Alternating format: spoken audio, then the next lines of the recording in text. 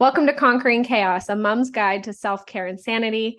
I'm your host, Sydney Crow, and today we have the amazing Maria Yakimchuk from the Chicago area, who is a therapist and a coach who specializes in EFT tapping. So welcome, Maria. Hi, Sydney. Thank you for having me. I am so glad that you could make it on today. Why don't we just kick things straight off and fill the listeners in on maybe what EFT tapping is and how you got specialized into that? Yeah, so for anyone who hasn't heard of EFT tapping, and honestly, until I started doing it 2.5 years ago, I haven't either that much. It stands for Emotional Freedom Technique. And the reason why it's called tapping is because that's what you're doing. Tapping on a few points on your nervous system that are basically concentrated mainly around your head and upper body. And sometimes, and kind of when I do individual sessions, I bring in some finger points. So they're acupressure points, really. So all the acupressure points are lying on our nervous system. So this is just a select, 9 to 20 if you bring in the finger points, and points that really have some of the most direct correlation with our emotions. And so when we tap on those points, we are essentially sending electromagnetic signals to our nervous system, bringing it online. And then we start kind of using a little bit of CBT, which is cognitive behavioral therapy, in there, or, NLP for like coaches, which are very similar. It's basically where we talk about the problem and then we also bring in the positive reframe. So that's really the basis of EFT, is that we're allowing ourselves or our clients to talk about the problem in a very safe way. So the nervous system can essentially re-experience an event that was either traumatic or distressing or negative in any way or form, experience it in a safe, validating environment, and be able to basically integrate that memory into our memory bank, and then basically move on with our life as if, yeah, this was a bad event, but I'm okay now, versus, oh, I'm completely just stuck in it. So EFT is great for a host of mental health issues. I use it both in my coaching practice and as a therapist. I work with heavy trauma as a therapist with it. As a coach as well, I've done some trauma cases. I work with anxiety on it, depression, and then, limiting beliefs are a really big one. And limiting beliefs can be about anything. So I used it on myself for kind of when I started out my business, and, as it uncovered other doors. So it's really widespread. You could also use it on physical issues. It's an amazing tool that's at your fingertips, which is what I really love about it. Oh, that sounds really cool. So explain to me, just as if I like break it down even further, as if, this is my first time hearing about it. Is this something that as a therapist, your like hands are on the person and it's like a physical transformation, or is this something that you train people to do on themselves? Yeah, so it's a do-it-yourself therapy. It's follow the leader style. So basically, all my coaching clients are virtual. So it really is, you're working on yourself. Even in the therapist office, like, my clients are doing it on themselves. I show them kind of the points where to go, and they just follow me. I'm the one coming up with kind of what to say. And then they kind of, at the end of our tapping round, tell me whether it resonated or not. So, I do my kind of detective therapy of like thinking what's really underneath there. And that's where, my opinion, kind of like unbiased perspective, comes in, right? Yeah. To help my clients understand what might be the root cause that they're not seeing. And then we tap through it. They just follow me. So it's something that, you learn, and then you can do it on yourself. And again, it's super versatile in the sense that it could be done for this really heavy lifting work as a healing work, but it can also be used as a self-care practice. So I often do it myself, just, 5-10 minutes a day. If I have time in the morning when I'm showering, I might do a couple of rounds. And then I try to do a few rounds before I go to sleep, especially if something's on my mind. And then, also as an emergency thing, if, maybe I had a bad day, maybe I had some sort of a fight with my children or with my husband, and I'm really feeling dysregulated, I will sit there, give myself 10 minutes and tap on myself and try to kind of get through whatever's coming up for me. Oh, that sounds like such a powerful tool. I'm so glad that you're able to come on and enlighten the listeners a little bit. How many sessions would you say the average one of your clients has to go through before they start seeing results? So it really depends. I always recommend recommend at least 3 sessions, especially for heavier issues. I mean, I've had clients that have had a breakthrough in like a session or a session and a half. That's not necessarily typical. It really depends on what we're working on, how ready they are, how quickly we got to the root of it, because sometimes part of our healing is that we're not ready to get to the root. And so it's going to take much longer. So I always recommend doing at least a few sessions before you know, knock it and say it's not working, because it is working. It's just, might be very subtle in the beginning. Like, for example, for me, when I started doing it, it took me a while to start truly feeling results. Like, I definitely started feeling like little shifts, here and there, some yawns, some like releases where it's like, okay, I feel a little bit lighter, like my nervous system is kind of trying to let go, but I was pretty guarded. So it took a while before I got to the deep releases. And I've seen that in my clients, the clients who are completely unprepared to release, it takes us a while to even get like a yawn or a tear or anything. And then people who have done kind of work with whether it's energy healing that they've done, or they've done somatic work on themselves. When we do an EFT session, I can go out so deep into it with them in an hour and give such potent releases but that's because they're prepared. They've done this work already. So their body's really ready. So, and I've noticed that about myself after practicing for 2.5 years, I need much shorter sessions with myself to release than I would have when I started. Yeah, I mean, when you're dealing with layers of your nervous system, it's almost like peeling back the layers of an onion, right? So if you Yeah. haven't, if you're just cracking open like those paper layers of the onion, it takes a while to get down to the center. And that's the same that I've noticed with a lot of like mental wellness therapy and things like that I work on with my clients. So you said that you started this through your own journey. Why don't we fill the listeners in on kind of what you've overcome and share a bit more of your personal story and how that relates now into your current motherhood? Yeah, absolutely. So, yeah, I kind of came across EFT when I feel like I was sort of in my moment of desperation. I have 2 boys. One is going to be 8 in a few months, and the other one just turned 5 recently. And with my first one, I started developing postpartum depression, better name for it is perinatal depression, in my pregnancy. Didn't know about it, didn't realize it, just kind of realized that I was super excited in the beginning. And then as I hit kind of like, I want to say it was early second trimester, maybe middle second trimester, my excitement went down. And I was really tearful and sad and not really looking forward to it at all.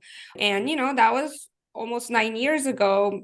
While we were kind of talking about this, I was with a midwife practice. Nobody was really screening for it that much in pregnancy, so it wasn't caught.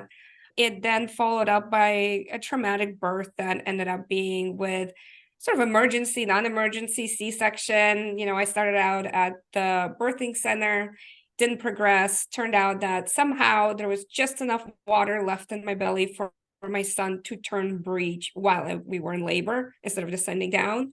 So, off to the hospital we went. So it went from me wanting to have a natural birth to me having a C-section in the hospital with staff that I've never met, had no contact with at all. So, that registered in my body as very traumatic. I didn't really bond with him because of that, because I was on heavy pain medication. Then we had really terrible breastfeeding issues. It was just like a snowball. It just wouldn't end. And so I ended up with my postpartum depression becoming really severe, having postpartum anxiety that I didn't even realize, because I was having a lot of physical symptoms. Like I would sit down to breastfeed him, and all of a sudden my heart rate would just jump up. And I would have these flutters, and I would get nauseous, and I would have all of this. And again, I'm a therapist. I kind of knew about maternal mental health then, to be like, okay, I would probably be able to identify postpartum depression in somebody else. But when it came to me, I was denying it, always showed up as like the perfect patient who's fine, kind of got it in my head that like, well, motherhood is just this hard, like you need to man up and stop complaining about this, because that was sort of the message I always received growing up, is that you're too sensitive, everybody else has a harder, like basically man up, right? So, all my trauma came to the surface and, fed into my depression. And, I never really came out of it. It got a little less. I got pregnant with my second unexpectedly. So it started to come out of the depression. Then I got pregnant. Pregnancy was difficult physically. He was a really big boy. I'm a little person, only 5'2". So he really did a number on me physically. And then he was also one of those kids who didn't sleep. So for about half a year, my husband and I slept every other day because he partied at night. So, again, my depression came back. And then it was like, me with a younger toddler and kind of like a preschooler, and we were, COVID hit, right? So there's just like things happening and happening, and I just couldn't come out of depression. I just kept feeling like, there's this cloud over me, like motherhood's gonna be terrible forever. I'm always gonna be sad. Nothing's gonna ever change. We moved to Chicago. We lived in Charlotte at the time. Then we moved to the Chicago area about 2 years ago, and move stress. What I'm finding is I've had IBS since I was 18. My IBS flared up so badly I couldn't eat anything. So here I am with depression, with depressive symptoms, with us moving in a new place, with me being the one taking care of the kids because we moved because of my husband's job. I can't eat anything. My migraines went through the roof after my second. They became chronic. So 20 days at least out of the month, I'm in pain, sometimes debilitating. So, and I started having PMDD after my second son. So like, just terrible. I just Just felt never like, stopped. right? It's just horrible. I'm like, I don't know what to do with this. I even went to a therapist. No, wasn't really helping. I, talked to my OB. They, especially for PMDD, they had nothing except birth control. And I was like, I'm never going back on that again. No, thank you. Like, I need something. And then I saw the EFT pop through. I think I was researching some sort of CEUs for therapy, and it popped through. And then obviously, Google knows. And so I started getting ads. I got this school advertised to me, and I was like, you know what? They're having a sale. I'm gonna do it. I don't know what else to do. So this is like, I can heal myself. And if it works, I can heal others. Great. So I signed up and I started doing it.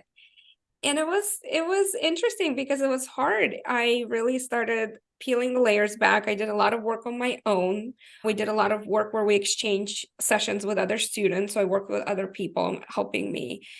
And it was a long process before I truly felt like it was cracking. Like, probably took a good 6 months before I felt like, oh, the veil is lifting completely and I can actually see colors. I can be happy and joyful.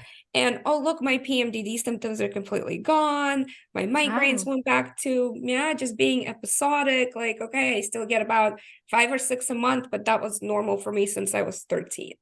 Right. So like things have been rebalancing, and I've been working on myself ever since. I worked with, continuing by myself, worked with other students and practitioners to keep like digging at those layers of like, well, what am I not seeing? What else is sitting under there? And just continuing to do that work.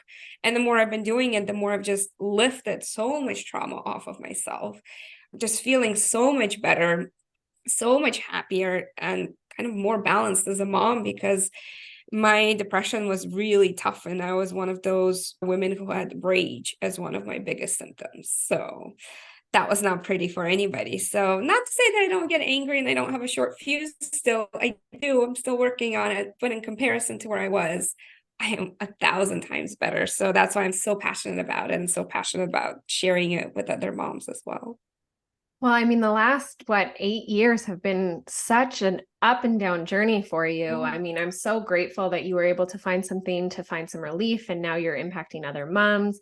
I mean, I can completely relate to that. I had postpartum anxiety myself, and one of my symptoms was rage. And, it just, the guilt and the shame that came around after those episodes was so debilitating for me, because I knew that my kids deserved better, and I knew that I wanted to be better for them. And so being able to find holistic supports and therapies, that's part of the whole reason why I started this podcast, is because I just want to start bringing these conversations to the forefront, to bring awareness and to help moms not feel so alone. Because I mean, you were on that journey for a really long time, feeling alone, feeling like Yeah. something was wrong with you, feeling like, it was just never going to get better. And so when you find those tools, and we find these ways that we can help other moms and make them not feel so alone, and eliminate that mom guilt and that shame around it, I mean, that's what this is all about. So I'm so grateful that you were able to come on today.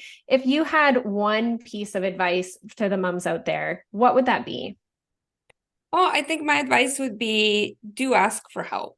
I know there's still a lot of stigma and fear, but no one's going to take your baby away because you have postpartum depression or anxiety.